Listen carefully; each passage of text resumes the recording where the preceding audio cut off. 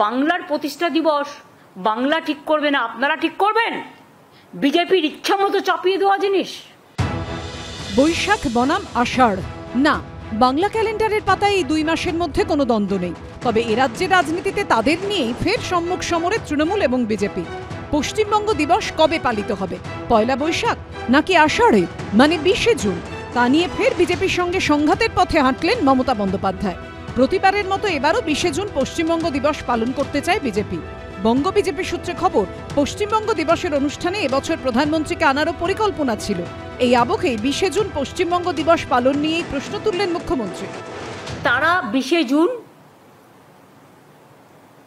বাংলা দিবস পালন করবেন উত্তরপ্রদেশ রাজভবনে, সব রাজভবনে পালন করবেন সারা ভারতবর্ষে। এই ডেটটা তারা ঠিক করলেন কি করে? আপনারা তো জানেন যে কাজটা কেউ করে যায়নি, আমরা করেছিলাম। অ্যাসেম্বলিতে পাশ হয়েছে একটা আইন, যেখানে পয়লা বৈশাখ মানে বছরের শুরুর দিনটা আমরা বাংলার প্রতিষ্ঠা দিবস হিসেবে অ্যানাউন্স করেছি। 2023 সালে কেন্দ্রীয় সরকার 20শে জুন দিনটিকে রাজ্যের প্রতিষ্ঠা দিবস বা পশ্চিমবঙ্গ দিবস হিসেবে পালনের নির্দেশ দেয়।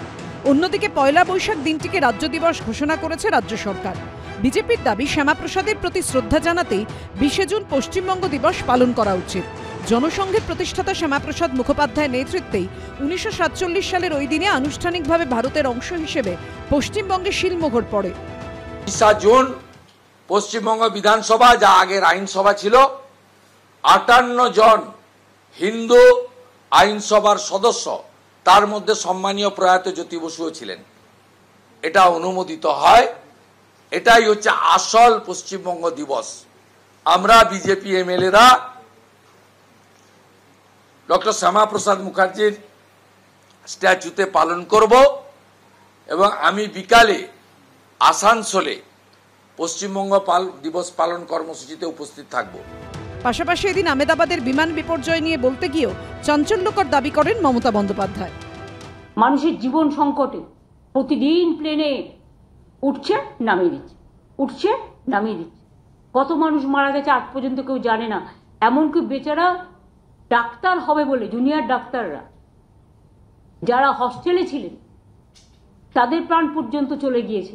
যদি পূর্ব পরিকল্পিত কোনো ইনসিডেন্ট এবং অ্যাক্সিডেন্ট হয়, সেটাকে নিয়ে আমাদের ভাবা উচিত। যে অ্যাক্সিডেন্ট আহমেদাবাদ লন্ডনের বিমানে হয়েছে, তদন্ত করাচ্ছেন কাদের দিয়ে? আমলাদের দিয়ে। আমি তো যতদূর জানি, আমি যখন রেল মিনিস্টার ছিলাম, রেল অ্যাক্সিডেন্ট হলে আমাদের একটা রেলওয়ে সেফটি রিভিউ কমিটি থাকতো, তারা তদন্ত করত।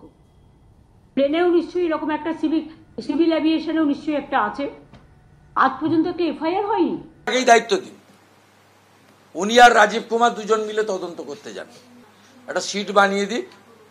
আমরা এই 14 বছরে উনি রাজ্যে বাস অ্যাক্সিডেন্টে কত লোক মারা গেছে তার তালিকা বের করে দেবো।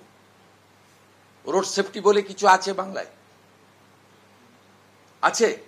এগুলো বলেন কেন? কেউ ইচ্ছা করে করে? সব মিলিয়ে মুখ্যমন্ত্রী বনাম বিজেপি সংঘাতে এখন রাজ্য রাজনীতিতে তরজার পারদ সপ্তমে। সুমন ঘড়াই, শিবাশিস মৌলিক ও উজ্জ্বল মুখোপাধ্যায়ের রিপোর্ট, এবিপি আনন্দ।